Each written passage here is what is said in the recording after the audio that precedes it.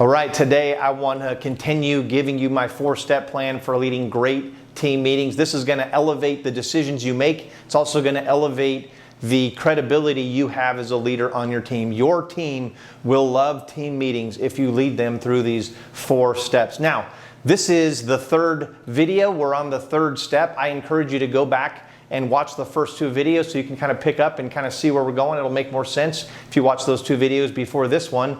And so let me give you my 4-step plan. First dilemma, you always bring a dilemma, a decision that needs to be made, a problem that needs to be solved. You always bring that into the room. That's the purpose for having a team meeting. And you might have more than one, but you're always bringing dilemmas, not just information. Information is what emails are for. Dilemmas are what team meetings are for. And then from there you have the debate. This is where you as the leader facilitate discussion to elevate the thinking, get everyone talking about their ideas so that you can see the dilemma from all sides. Step 3 we'll talk about today, making the decision. And then step 4 is now the team direction we'll talk about in the next video. So let's talk about making a decision. See, as the team has the debate, it's important to understand the purpose of the debate. The purpose of the debate is not to make the decision. The purpose is to help you, the leader, think so that you can make a better decision. And that's a really important distinction. Sometimes it's important enough to where you, in the initial invite, you might kind of position the meeting in that way. You might say something like this: here's the dilemma that we're going to talk about, and I just need you to help me think about it more clearly so that I can make a better decision. Now you've positioned it rightly because you're not giving up the authority to make the decision. That is your decision to make. But on the other hand, you're inviting them into the thinking because you don't want to be authoritarian either. See, to be too authoritative is kind of just to make a decision in your office and to send an email and let them all know, what you decided. That's a little too much on the authoritative side, but you're not really giving up the authority. And there's a balance here. And the balance is you're inviting them into the thinking, but you're not giving them the ability to make the decision. You're holding that for yourself. That is a good decision-making, team decision-making style.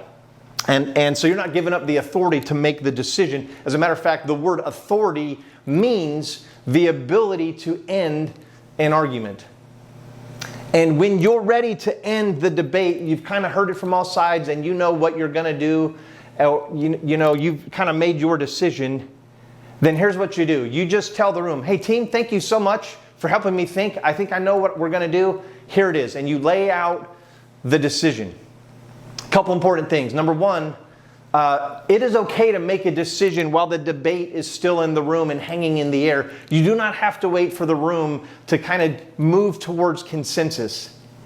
As a matter of fact, listen, like waiting for consensus is a bad idea. The room doesn't come up with consensus. Once you make a decision, the team needs to rally around the consensus you created when you made a decision. The second thing that is true is that you might get to the end of the meeting and you're not ready to make a decision. Well, that's okay also. You just need to let the room know that. Hey, team, listen, thank you so much for helping me think. I actually need to process this a little bit more. And so I'm not ready to make a decision today. I'm either going to call another meeting to invite another discussion, or I'll send you an email and let you know the decision I made and what that means and how we're going to move forward. And so thank you so much for the time today. That's kind of how you end it if you're not ready to make a decision, which is okay. There is no merit in making fast decisions. If you don't need to make the decision and you're not ready to make the decision, don't. Do not confuse, decisive with impulsive. Because sometimes we just like shooting from the hip, but shooting from the hip most often means we're not hitting the target. And so if you're not ready, do not make the decision. And the last thought about this is when you're making the decision, make it very clear that you've moved from the debate phase to the decision phase, because what you don't want after the decision is more debate.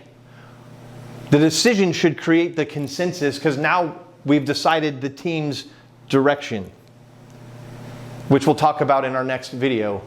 Thanks for spending time with me today.